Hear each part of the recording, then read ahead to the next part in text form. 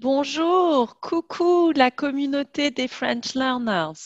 Je suis dans mon bureau et je continue la série Pause Café avec des personnalités exceptionnelles. Vous pouvez aussi écouter la série en podcast. Allez sur mon site alisael.com pour écouter les épisodes en podcast et aussi pour avoir accès à plus de ressources en français, à des histoires à lire et à écouter et aussi à des vidéos exclusives. alisael.com pour acquérir le français naturellement. Alors aujourd'hui, je suis très, très heureuse.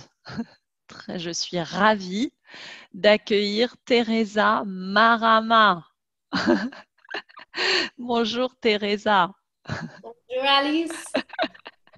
Je suis vraiment très heureuse parce que tu sais, Teresa, que tu es une star dans ma communauté, sur mon site. J'ai enregistré de nombreux livres que tu as écrits. Il y a les livres en audio sur mon site que mes membres écoutent et ils adorent tes histoires, ils adorent tes livres, Teresa. Alors pour ceux qui ne te connaissent pas, pour ceux qui nous regardent, pour ceux qui nous écoutent, est-ce que tu peux te présenter, Teresa? Oh oui, absolument. Merci pour l'invitation sur Pause Café, Alice. Je suis ravie d'être ici aujourd'hui. Je m'appelle Teresa Marama et je suis prof de français à New York, au nord de New York, près du Canada, près du Québec. J'habite approximativement 1 heure de Québec, du Canada. D'accord, donc quand tu dis New York, ce n'est pas la ville de New York. Non, c'est à la campagne. Ah, tu habites dans l'État de New York et l'État de New York, c'est différent de la ville, c'est ça? Oui, C'est dans le nord, comme tu dis, donc c'est très proche du Québec. oui, et j'habite près de beaucoup de fermes avec les vaches. Ah, C'est près des Adirondacks. C'est une chaîne des montagnes hmm. très populaire pour les touristes qui visitent près de ma maison. Ah, excellent. Donc tu Oui. enseignes le français, Teresa, dans une école? Oui, j'enseigne le français au lycée et aussi au collège. Mon école est très petite Hmm. et il y a les élèves à 5 ans à 18 ans dans Ah, mon école. Alors, je suis le prof de français, la prof, le seul prof de français pour tous les élèves. mais tu dis que il y a des élèves qui ont 5 ans, donc il y a une école primaire, une école élémentaire aussi. Mais toi, Oui, tu mais enseignes seulement au collège et au lycée, c'est oui, ça? c'est correct, oui, c'est ça. Hmm, d'accord. Donc le français n'est pas enseigné à l'école primaire? Non, parce que Ah. je suis une personne. C'est juste moi. Mais oui, si j'avais l'opportunité d'enseigner les petits enfants en Oui, français, oh, je voudrais ça, mais je n'ai pas le temps. C'est, oui, bien sûr. oui, j'ai beaucoup de classes, beaucoup de cours. Hmm, Mais d'accord. j'adore l'école et mes étudiants, mes élèves sont excellents. Et tu enseignes le français depuis combien de temps, Teresa? Ah, je pense, 14 ans. Ah, waouh, Oui, il y a d'accord. 14 ans, oui. Oh. Et comment, pourquoi tu es devenue prof de français? c'est une bonne question. Quand j'étais élève de français, parce que j'ai étudié le français à l'école aussi, j'avais une prof extraordinaire et elle était une inspiration pour moi. Et à cause de elle, je suis devenue prof de français. Ah, d'accord. Donc, c'est une autre prof de français qui t'a donné la passion du français, qui t'a transmise la passion Oui. du français. Et comment est-ce que tu as appris le français? Comment est-ce que tu... Après, Hmm. après le collège et le lycée, je suis allée au sud de la France, Mhm. à Montpellier, Mhm. et j'ai étudié à une école privée pendant 3 mois. Il y avait des cours intenses, intensifs. Oui, Intensif, ouais. intensif. Et j'ai étudié et j'ai habité Mhm. en France, au sud, où il y avait les plages et il faisait beau et chaud. Et j'avais l'occasion de vivre dans la culture française et parler avec les personnes. Et c'était une bonne opportunité pour moi pour apprendre la langue Mhm. et aussi la culture. Et aussi, Mhm. j'ai étudié le français à l'université. Mhm. D'accord. Mais tu dis, oh, je vois que tu bois dans ta tasse et nous n'avons pas Oui. parlé de ta tasse, Oh Teresa. oui, c'est ma tasse. Alors, sur la tasse, il y a le logo pour ma compagnie, Oui. The Compelling Language Corner. Et c'est ma compagnie où je vends des livres Mm. en français pour les personnes qui veulent apprendre le français ou qui aiment lire en français. Et pour les profs qui veulent utiliser le français et Mm. les livres en classe avec les élèves. Mm. Oui, nous allons parler plus tard des livres que tu écris. Nous allons revenir à ton talent d'écrivain. Mais d'abord, j'allais te demander, tu dis que tu habites dans l'État de New York, mais est-ce que tu viens de l'État de New York? Non, actuellement, je viens de Massachusetts. Ma Ah, famille vient de Massachusetts, 20 minutes de Boston, la mm. grande ville, oui. Ce n'est pas très loin de l'État de New York, en fait, non? En voiture, 5 heures. Mm. Mais pour les États-Unis, pour les distances américaines, ce n'est pas très loin, Non, n'est-ce pas? non. Ce n'est pas comme si tu venais de Californie ou de la Floride. C'est ça que je veux Oui, dire. oui, oui, c'est exact.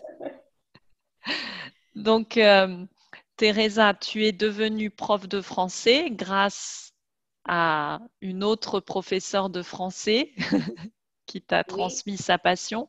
Mais quand tu as commencé à enseigner le français, Euh, est-ce que tu as tout de suite enseigné avec la méthode avec l'approche de l'input compréhensible ou est-ce que tu enseignais de manière classique, traditionnelle? Est-ce que tu peux nous parler un peu de, de ton aventure professionnelle?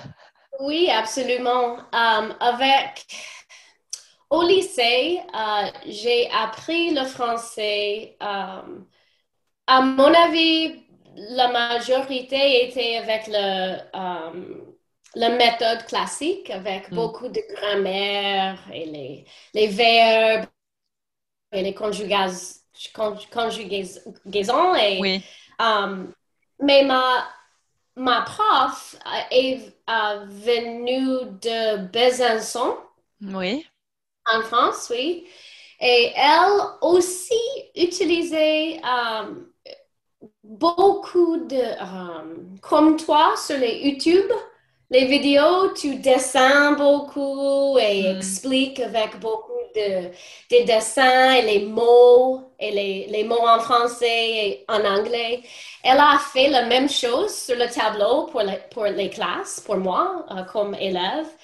Alors, à mon avis, c'était une manière classique avec un peu d'input compréhensible. Ah, Mais d'accord. à ce moment-là, je ne pense pas qu'elle a connu, elle a utilisé cette méthode. Oui.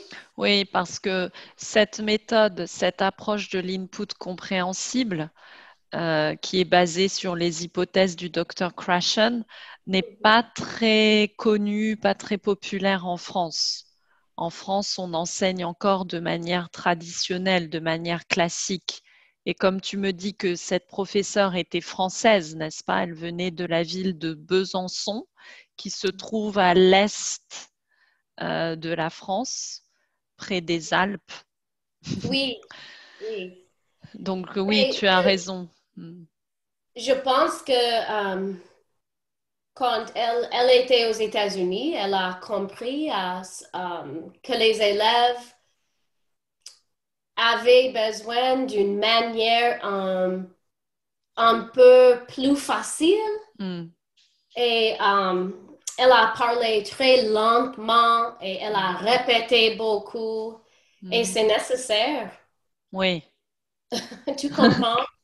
Tu utilises la méthode et c'est fantastique pour les élèves pour oui, comprendre. exactement. Mais toi, Teresa, comment tu as fait, enfin, comment tu as commencé euh, quand tu as commencé à être prof de français? Tu enseignais tu as tout de suite directement enseigné avec la méthode compréhensible? Non. Les premières années, quand j'ai enseigné, je pense que les premières 8 ou 9 années que j'ai enseigné le français, j'ai utilisé la méthode classique Mm, parce que c'était la méthode que tu utilises et que tu apprends mm, pour être prof à l'université. mhm, Il n'y avait pas les cours à l'université qui expliquent la méthode compréhensible. mm.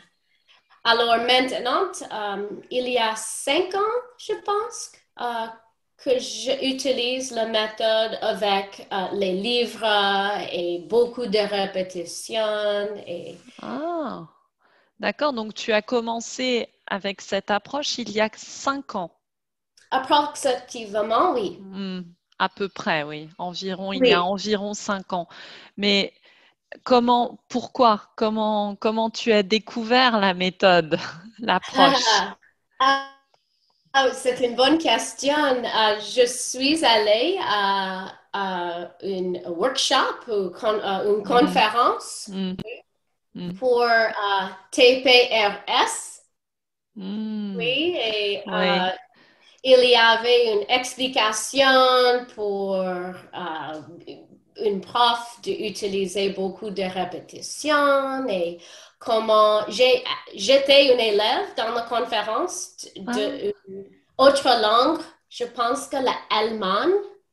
ah, d'accord. Tu as Alors, été dans une classe d'allemand, dans un cours d'allemand, et tu t'es mis à la place de l'élève. Tu t'es mise à la place de l'élève, n'est-ce pas? oui, oui. Et après la conférence et la classe, j'ai pensé, oh, je comprends un peu d'allemand et c'était juste 1 heure, Ouais. la classe. Alors, c'était le moment quand j'ai décidé, je veux utiliser la méthode Mm, compréhensible et je ne veux pas utiliser les livres classiques mm, pour enseigner le français. Les manuels de français, oui. Oui, Avec des listes de vocabulaire et avec des exercices de grammaire. Mhm. oui. Ah, d'accord, c'est très intéressant, Teresa. Je ne savais pas que tu avais découvert la méthode à une conférence de TPRS. TPRS, c'est Teaching Proficiency, c'est ça? Oui, through Through. reading and storytelling. Oui. Mm. C'est une méthode qui a été développée par Blaine Ray, n'est-ce pas, Correct. Teresa? Oui, oui, Et c'est lui qui a développé cette méthode et il s'est basé sur les hypothèses du docteur Krashen. oui. Exactement. Euh, Très bien, Teresa. Donc, tu as commencé à enseigner avec cette approche il y a 5 ans et tu as aussi commencé à écrire des livres pour les apprenants de français, des livres compréhensibles, n'est-ce pas? Oui, oui. Quand est-ce que tu as commencé? Et pourquoi aussi? La grande question, pourquoi est-ce que tu as commencé à écrire des livres? Oui, c'est une bonne question. Alors, quand j'ai commencé avec la méthode compréhensible avec mes élèves, il n'y avait pas, Alice, beaucoup de livres en français. Mm, Les livres qui étaient écrits ou dans une manière compréhensible, mm, avec beaucoup de répétitions et les mots faciles pour les apprenants de français. mm. Alors, il y avait un autre prof, le prof d'espagnol avec je travaille. Elle a dit, oh, il n'y a pas beaucoup de livres en français, mais pourquoi tu ne écris pas un livre? Et j'ai pensé, dit, oh non, je ne peux pas écrire un livre.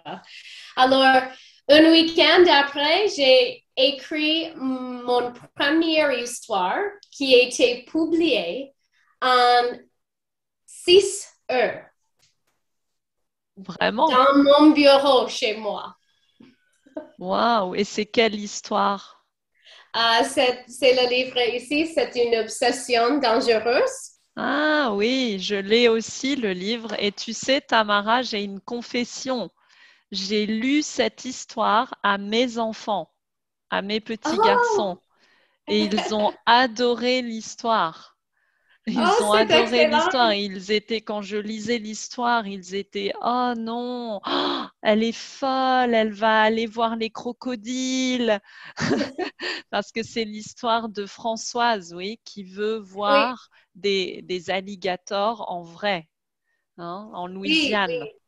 Mm. Yeah, oui, le livre se passe en Louisiane, aux États-Unis, oui. Oui. Alors moi, je pensais que tu venais de Louisiane, Teresa. C'est pour Oh ça que je non. t'ai demandé d'où tu venais.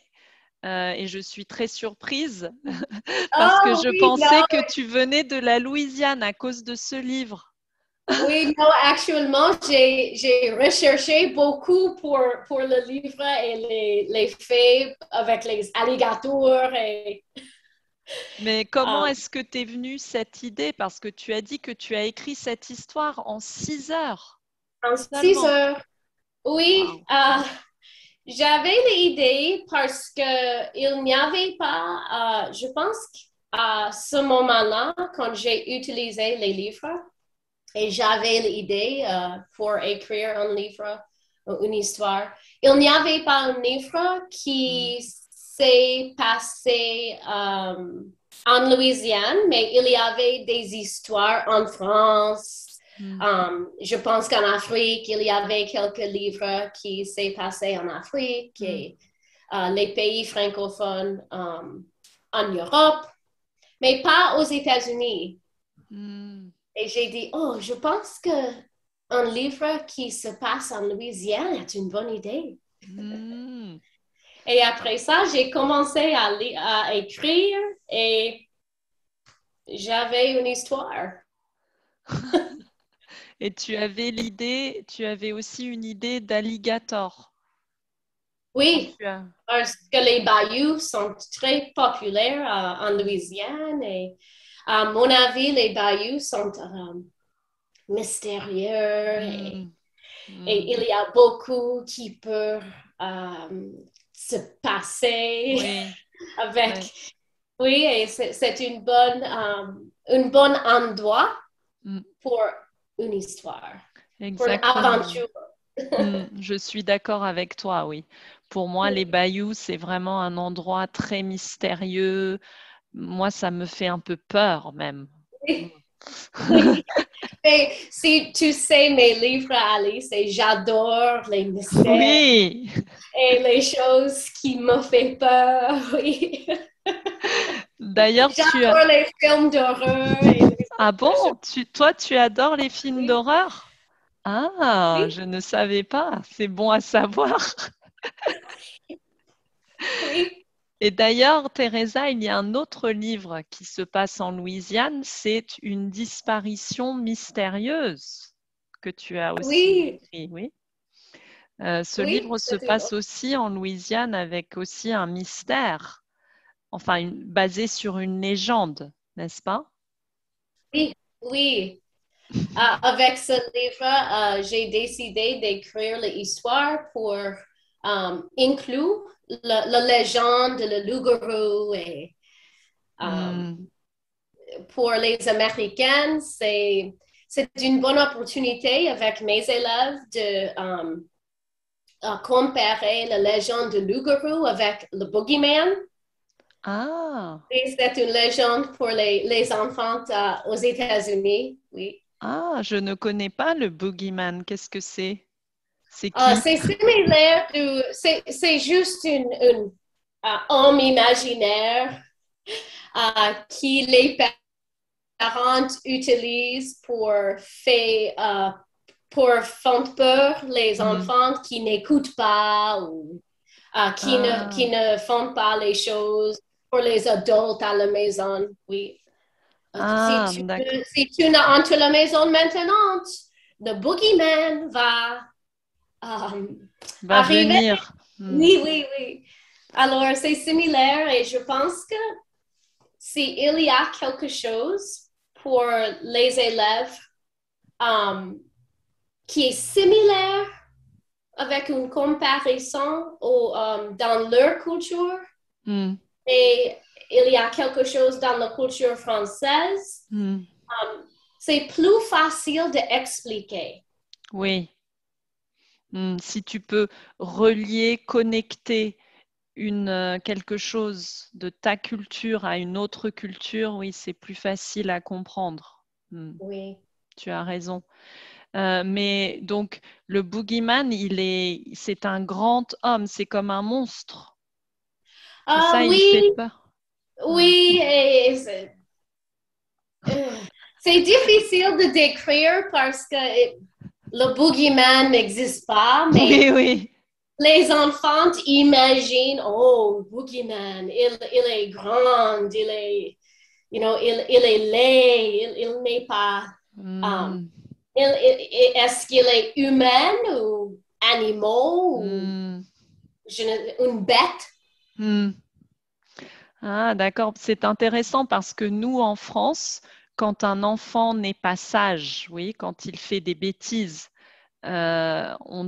généralement, on dit à l'enfant, attention, si tu n'écoutes pas ou si tu ne fais pas ce qu'on te dit, si tu n'obéis pas, attention, le Père Noël ne va pas passer. Le Père Noël ne va pas te donner des cadeaux, oui, ne va pas passer. On dit ça en fait. On ne parle pas du boogeyman, on dit que le Père Noël ne va pas venir. Oui, c'est la même C'est chose. la C'est la même punition chose. ultime. C'est la même chose aux États-Unis. Ah, Oui, pour les parents. Mais aussi, quelquefois, je pense qu'il y a les adultes quelquefois, qui ont les enfants qui continuent n'obéissent pas. oui. Et après Père Noël, c'est le boogeyman. Ah, C'est d'accord. la deuxième option. C'est Père Noël, le boogeyman. D'accord, je comprends mieux maintenant. Ok, c'est bien. Alors que nous, en France, on n'a pas d'autre option. On a seulement Juste juste Père le Noël. Père Noël. Ah. Et je pense, Teresa, que cette histoire, ce livre est mon livre préféré. Parce que il y a vraiment un mystère et il y a aussi un petit twist, un petit mystère avec le père d'Alice. Mais je ne vais pas Oui, le dire parce que je ne veux pas spoiler, je ne veux pas gâcher la trame, l'intrigue, mais il y a beaucoup, il n'y a pas seulement le mystère du loup-garou dans ce livre. Et j'aime beaucoup aussi, il y a vraiment des émotions et quand on est, Alice est une adolescente et je pense que les adolescents peuvent vraiment comprendre ou se connecter, se relier au personnage d'Alice, n'est-ce pas, oui, Teresa? oui. Comment tu as fait comment tu, tu as pensé, imaginé cette histoire? Comment Et t'est venue l'idée? c'est très bizarre. C'est une bonne question et quelquefois je ne peux pas expliquer. Un Mhm, jour, quelquefois, je marche chaque matin, je marche dans ma rue, oui, mhm, juste pour l'exercice et pour penser. mhm, Euh, il y a juste les moments où je pense des idées différentes et je dis, oh, c'est une bonne, c'est une bonne thème ou une bonne topic pour un livre. mhm, Alors, je ne sais pas pourquoi j'ai choisi, um, par exemple, les noms, quelquefois les noms dans les livres. mhm. Tu as dit, oh Alice, j'adore le nom, oui, c'est ton nom.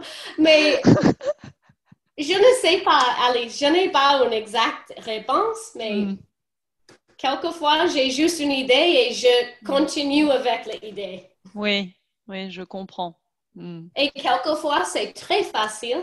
Et les autres fois, j'ai une idée, mais c'est super difficile de compléter un livre ou un chapitre. Ça dépend sur moi et la Mhm. journée.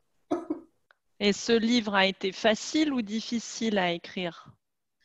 Facile, et je pense que c'était parce que il y avait beaucoup de suspense Mhm, chaque chapitre, mais le mhm, livre est super facile de lire. mhm, Et à cause de ça, je pense que pour écrire, c'était super facile pour moi.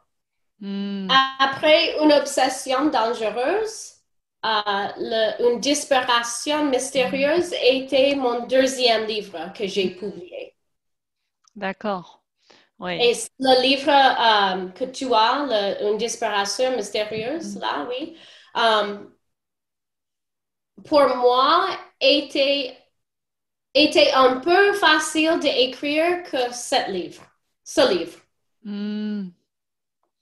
Mhm. D'accord, mais bon, ce livre, Une obsession dangereuse, c'était ton premier livre, donc c'était pour toi, tout était nouveau, je pense. Oui, oui. Et j'ai aussi, pour ce livre, j'ai beaucoup recherché les alligators, Hmm, Louisiane, les bayous. hmm.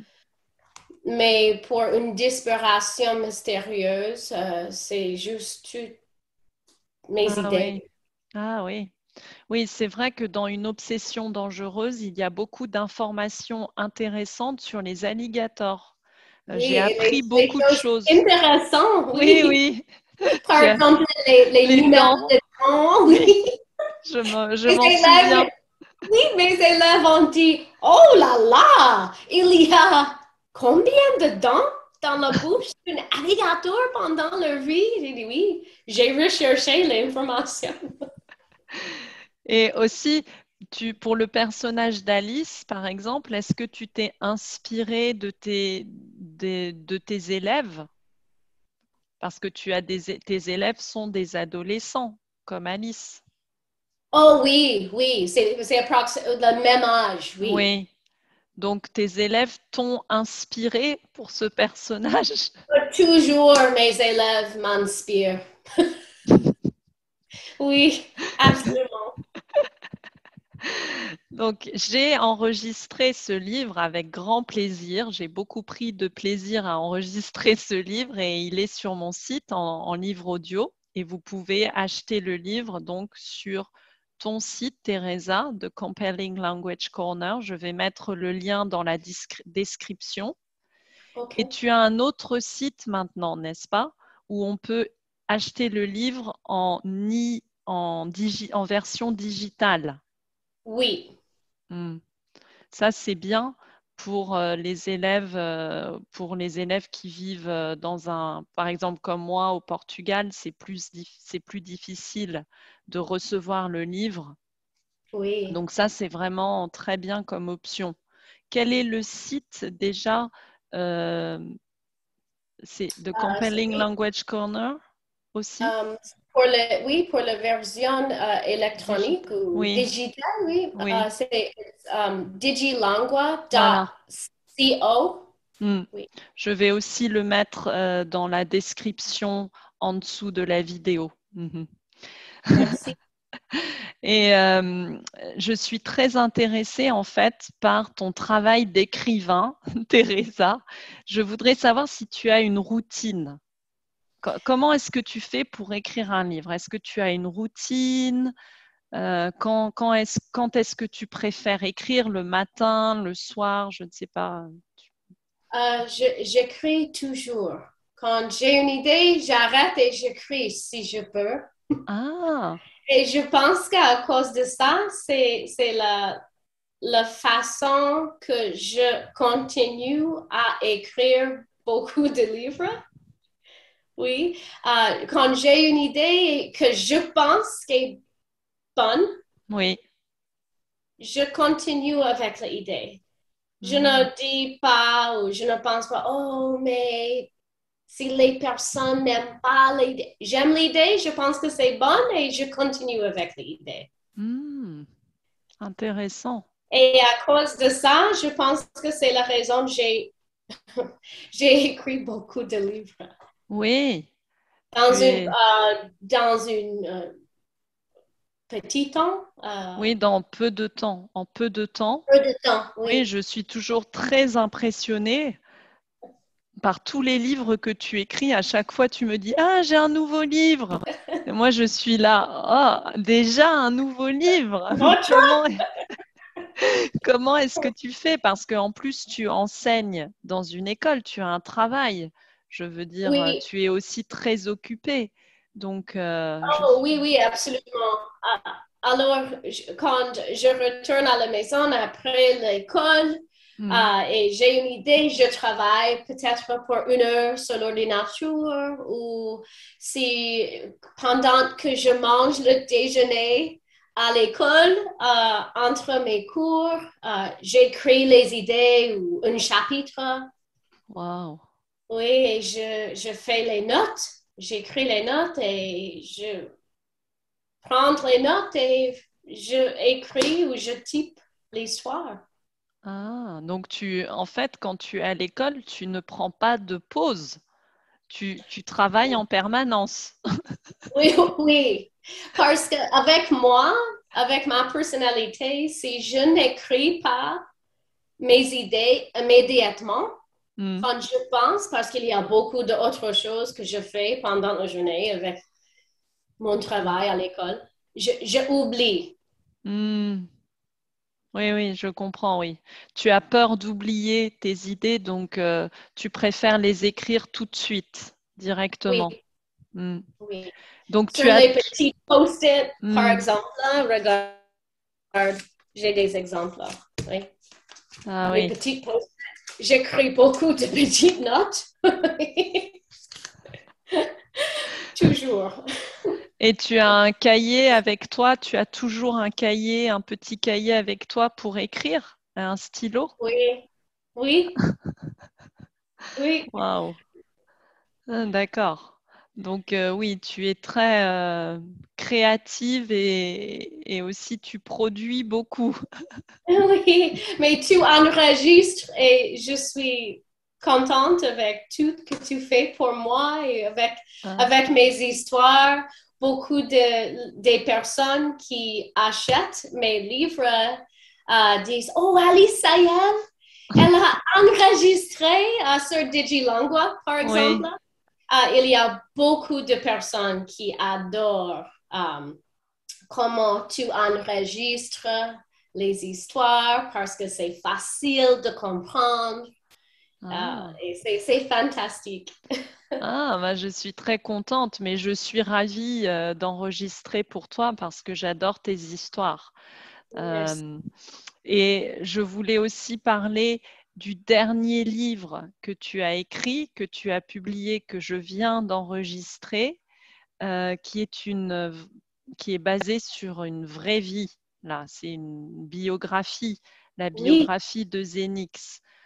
Comment est-ce que tu as eu cette idée? Comment est-ce que tu as découvert Zénix? Oui, je n'ai pas le livre oui. en version papier.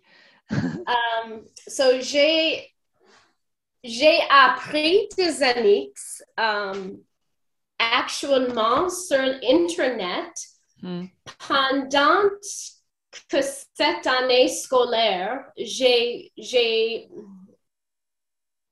écrit une Hmm. petite leçon pour mes élèves sur les femmes euh, africaines, Hmm.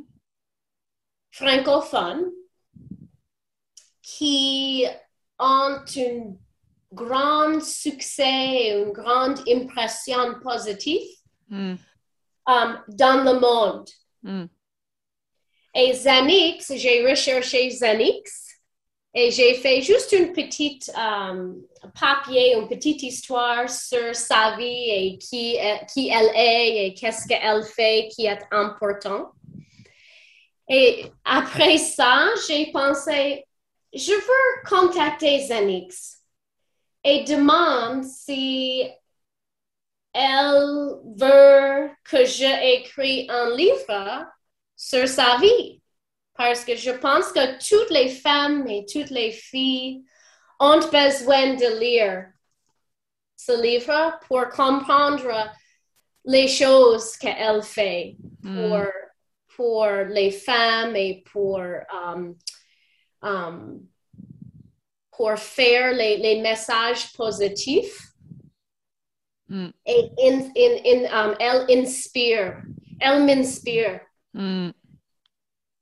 Elle est une personne que chaque personne adore. Et je n'ai pas l'occasion, Alice, de raconter, oui, Hmm. pour parler face à face avec Xenix. Hmm. Hmm. Mais j'espère dans le futur, je peux, parce qu'elle est super sympathique et gentille. Et elle a une cour spéciale. Mais donc, tu l'as contactée, elle t'a Oui, répondu? oui, j'ai contacté par, je pense que Instagram ou Facebook Hmm. Messenger. Et elle a répondu et j'ai parlé avec son manager. Oui, son manager, oui. Hmm. Manager, elle a un manager parce qu'en Afrique, elle est célèbre. Hmm. Oui.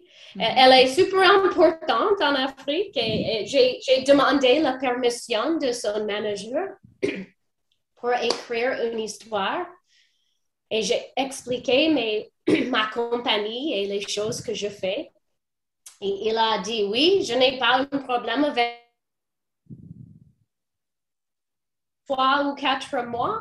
Hmm. J'ai communiqué avec elle par Messenger et elle elle m'a donné toutes les informations pour écrire son histoire. Hmm. Très C'est bien, le wow. livre que je suis le plus fière. Ah! Oui, D'accord, donc c'est le livre dont tu es le plus fier. Ouais. oui, Oui, je comprends parce que c'est vrai que c'est une histoire passionnante, fascinante. Et moi, je ne connaissais pas Zénix grâce à toi. Maintenant, je la connais. oui, c'est bien et j'espère que c'est la même chose pour toutes les personnes veulent lire le livre, Oui. qui achètent le livre. Et en plus, quand on achète le livre, n'est-ce pas, on donne aussi un peu à une organisation. Hmm. Oui, c'est une organisation qui aide les mères au Sénégal, en Afrique, qui ont besoin d'aide avec les enfants ou Hmm. juste pour les choses à la maison. Oui, Hmm. Oui, donc ça, c'est vraiment bien.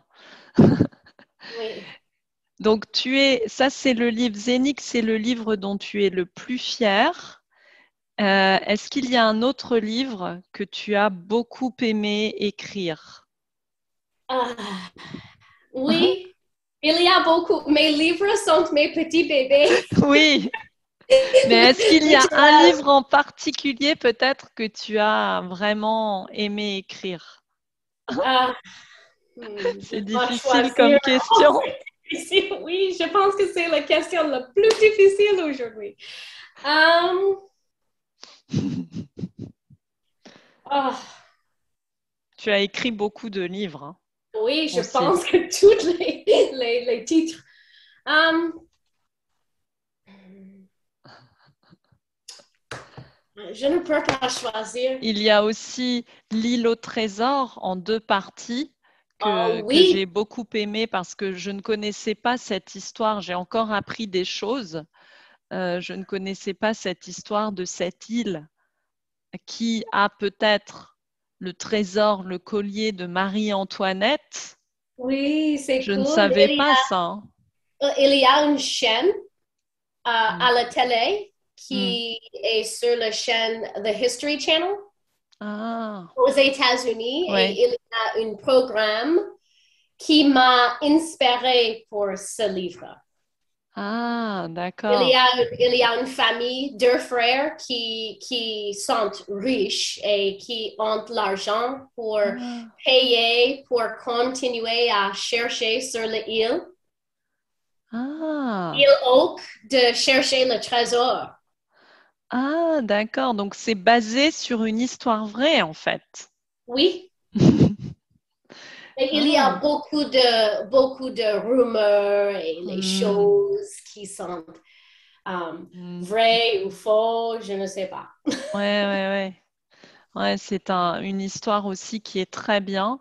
Et puis samedi, demain, enfin, maintenant on enregistre l'interview, mais l'entretien, mais samedi 10 juillet, dans ma communauté, on va avoir un club de lecture.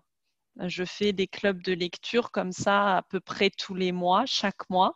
Et on va parler de ce livre, Teresa. On va parler de Léo et Anton. Ça, c'est un livre qui est parfait pour les débutants, n'est-ce pas? Quand on commence à lire en français. Hein. Oui, c'est facile de lire et Mm. comprendre. Et c'est un bon thème. Oui, il y a le thème de l'amitié. Oui, On va parler de l'amitié. On va parler aussi des animaux, bien sûr, des animaux domestiques. oui, les personnes courageuses ou pas courageuses. Exactement.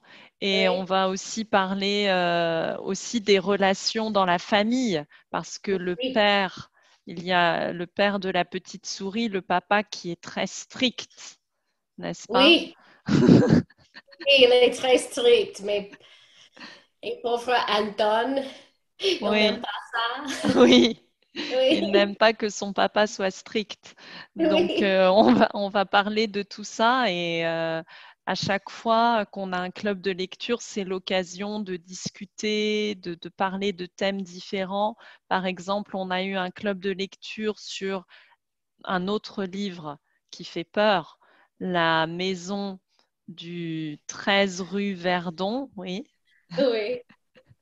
Et ça a été l'occasion de parler des maisons hantées, des châteaux hantés en France, des Oui. légendes. C'était vraiment bien. Ah, c'est bien, j'adore les choses. Mais Alors, Alice, tu sais, je pense qu'un livre, tu as demandé le oui. livre que j'aimais écrire. Mm. Un livre que j'ai aimé écrire à cause de la recherche et les choses que j'ai appris Mm. était Le Château de Mm. Chambord. Oui, c'était j'avais beaucoup de amusement. Je me Mm. suis amusée avec ce livre et la recherche. Il y a beaucoup de choses intéressantes. C'est un nouveau livre, ça, Teresa, Oui, hein. C'est un oui, tout nouveau livre. oui, oui, Et oui, je vais d'ailleurs l'enregistrer. Je oui. vais l'enregistrer. Et il y a déjà, Teresa, il y a déjà des adultes de ma communauté qui ont déjà lu le livre, Oh, c'est qui ont bien. adoré l'histoire et qui m'ont demandé, parce que c'est encore un livre en 2 parties, n'est-ce pas? Oui, je commence la deuxième partie ce week-end. Donc, ils veulent savoir quand la deuxième partie va être publiée, tu vois? Donc, Bientôt, bientôt. Je travaille. et qu'est-ce que c'est Oui, l'histoire? Oui, on croise les doigts. oui. Qu'est-ce que c'est l'histoire de ce livre? Tu peux nous dire un peu l'histoire du château de Chambord? Oui, absolument. Alors, il y a un jeune garçon Mhm. qui s'appelle Jean, qui habite avec sa mère en France. Et dans le livre, son grand-père est mort, mais il y a beaucoup de secrets dans la famille qu'il a appris Mhm. après son grand-père est mort. Mhm. Et son grand-père vivait ou habitait dans ce château, Mhm. Chambord. Wow. Et je ne veux pas donner beaucoup d'informations, mais dans le livre, quand il visite le château pour la première fois, Jean, il commence à trouver beaucoup de choses euh, qui aide avec beaucoup de questions qu'il a au sujet de son grand-père et son histoire et le château et sa Mhm. famille. Alors, D'accord. Et donc, c'est aussi l'occasion de visiter ce château qui est très célèbre, qui est très beau. Mhm. oui, Il y a beaucoup de touristes qui vont visiter ce château de Chambord. Donc, c'est l'occasion aussi de visiter ce château et d'en apprendre plus sur la culture française, l'histoire de France, n'est-ce pas, Teresa? oui, et maintenant, je veux aller et je veux visiter ce château parce que je n'ai pas Ah, l'opportunité, mais tu n'es peut-être jamais dans le... allé. Tu n'es jamais Non. allé dans... Ah, Alors, c'est une bonne opportunité d'aller peut-être avec un groupe de mes élèves. oui, Après, les élèves lisent le livre. oui. Je ne sais pas. Est-ce que donc tes élèves lisent tes livres, Teresa? Mes élèves, Oui, tes élèves. euh, je, Ils je- lisent. ils vont lire Oui, le mais livre. en général, je dis, en général, ils lisent tes Oui, livres. oui, actuellement, j'utilise Léo et Anton Ah, avec mes élèves plus jeunes. Oui, et normalement, les élèves adorent l'histoire, c'est facile et il y a beaucoup de thèmes qui connectent. oui. Qui en classe est courageuse ou courageux, qui n'est Hmm, pas courageux. Et il y a beaucoup de discussions avec ce hmm, livre. Mais oui, j'utilise une obsession dangereuse avec mes élèves, mhm. Léo et Anton, et une disparition mystérieuse. Je fais une grande discussion sur Louisiane, la Hmm. culture. Mais oui, mes élèves lisent mes livres en classe, c'est bien. Donc, ils doivent être très impressionnés de lire les livres de l'auteur avec l'auteur comme professeur, non? Oui, oui. Ils disent, oh, mademoiselle, c'est toi? C'est ton livre? Je dis, oui, c'est mon livre. C'est mignon. Et donc, tu n'es jamais allé à Chambord, mais comment t'es venue l'idée, encore une fois, comment t'es venue l'idée d'écrire ce livre sur le château de Chambord? Oui, une autre bonne question. J'essaie que je voulais écrire une histoire dans un château, avec un château. Alors, j'ai commencé à rechercher les châteaux plus grands et avec beaucoup d'histoires en France. Et il y avait beaucoup de châteaux, mais j'ai choisi le château de Chambord parce que, à mon avis, il y avait beaucoup d'informations super cool et intéressantes pour le livre. Oui. Et tu voulais, au début, tu voulais écrire une histoire sur un château parce que tu voulais encore écrire une histoire qui fait peur, une histoire sur un château hanté. Actuellement, dans ce livre, c'est difficile de comprendre pour moi parce que tous mes livres sont les livres mystérieux. Oui. Ce n'est pas un livre ou un château qui te fait peur. À mon avis. D'accord. Ce n'est pas un livre qui fait peur. C'est intéressant, mais le livre ne te fait peur, je promets. D'accord. En tout cas, c'est vrai que tes livres sont très bien pour acquérir le français parce qu'ils utilisent, dans tes livres, il y a beaucoup de mots fréquents. Les mots fréquents, ce sont les mots qu'on utilise dans tous les jours, dans les conversations de tous les jours, qu'on utilise tout le temps. Et en réalité, dans une langue, on utilise très peu de mots dans les conversations de tous les jours. On utilise très peu de mots fréquents, 500 environ mots fréquents. Oui. C'est très peu en fait.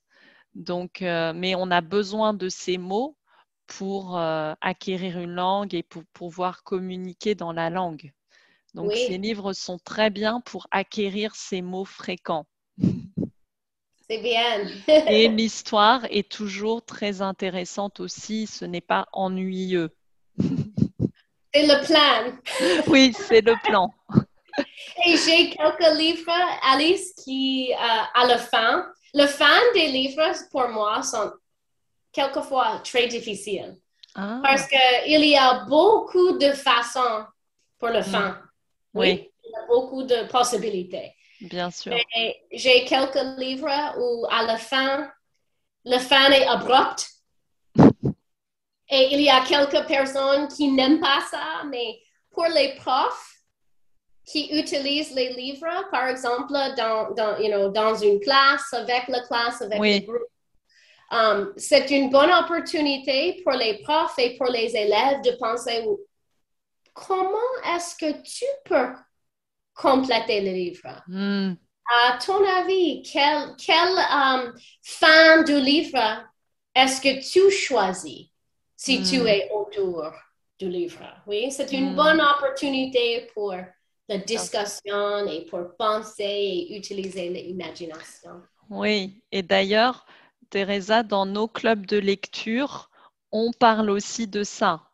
On parle de comment est-ce qu'on pourrait changer la fin ou comment est-ce qu'on pourrait, imaginer une autre fin pour le livre. Par exemple, je dois t'avouer, Teresa, que je n'aime pas trop la fin d'une disparition mystérieuse. Hein. Tu n'es pas la seule personne qui a dit ça.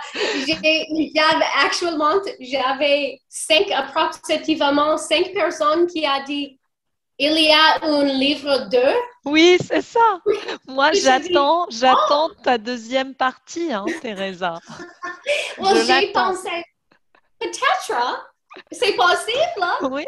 Je peux faire ça si je veux dans le futur, mais je ne pense pas à ça. Tu n'as pas encore l'inspiration, c'est ça? Oui, Pour écrire une oui, deuxième partie. Mais moi, je pense que oui. tu dois le faire.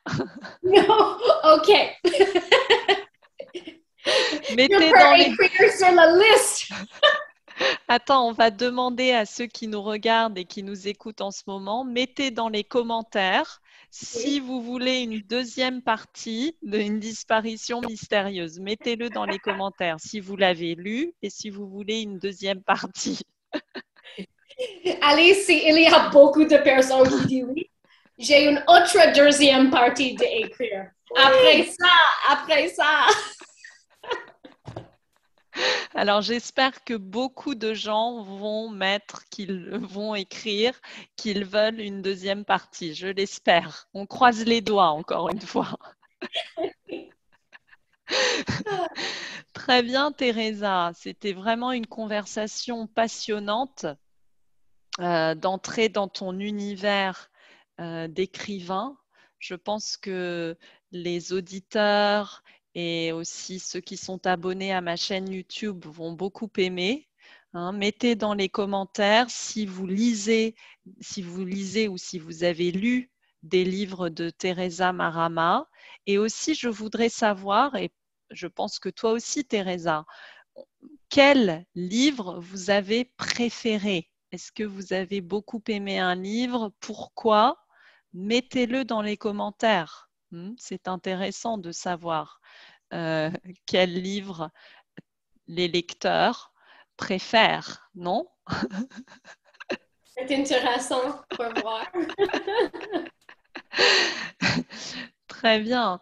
Alors, pour terminer cet entretien, Teresa, est-ce qu'il y a donc un livre que tu voudrais recommander?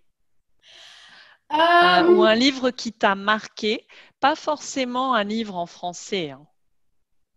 Un Oui. livre qui t'a marqué et Oh là là, il y a beaucoup de livres. C'est tu une es, autre question difficile. tu es une grande lectrice, Teresa? Oui, Tu lis beaucoup? je lis beaucoup, je lis toujours. Pendant l'été, je lis quand je peux parce que j'ai plus de temps, oui. Mm. Um, mais euh, je pense que pour les conseils, choisis un thème que tu préfères lire Oui. et continue avec, les personnes qui veulent apprendre une langue, continue à lire les livres qui sont intéressants et qui sont faciles à lire et continue à choisir les thèmes qui vous intéressent. Mm. Et n'arrête pas de lire parce qu'avec les livres, tu peux comprendre et tu peux apprendre beaucoup. Mm. Plus important de continuer à lire dans la vie.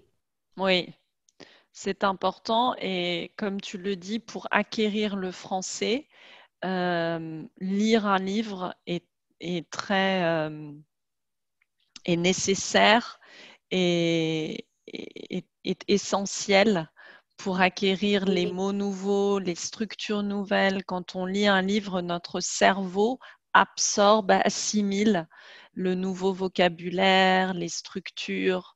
Donc, il est très important de lire et je pense que ce que tu as dit est vrai, lire des livres qui sont faciles à lire d'abord. Parce que je connais beaucoup de personnes, d'apprenants, qui veulent tout de suite commencer à lire Le Petit Prince de c'est Saint-Exupéry. difficile. Ouais.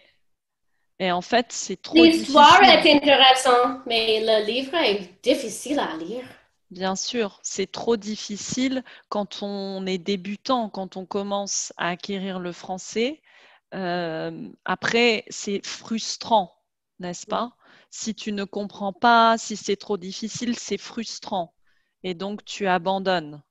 Et Oui, tu c'est veux dommage. continuer et avec confidence. Bien sûr, avec la confiance en soi, pour avoir confiance, pour être ah, j'ai lu un livre en français, pour Et après se j'ai dire compris, je oui, l'ai et j'ai compris l'histoire. Je peux expliquer l'histoire.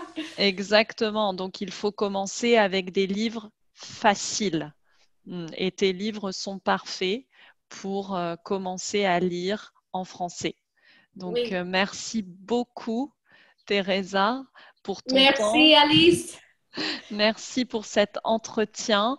Je pense que les auditeurs, les membres de la communauté vont adorer, vont être très contents et continue d'écrire des livres, s'il te plaît. Oh, oui, absolument. Absolument, je continue. Et on attend la deuxième partie. Hein. Oui, j'ai écrit ça sur la liste, Alice. Merci. Et je vois que tu as les Champs-Élysées. Tu as l'Arc de Triomphe sur C'est ton l'Arc de compte, Triomphe. Teresa. Oui, c'est la Paris. C'est parfait. C'est parfait pour cet entretien.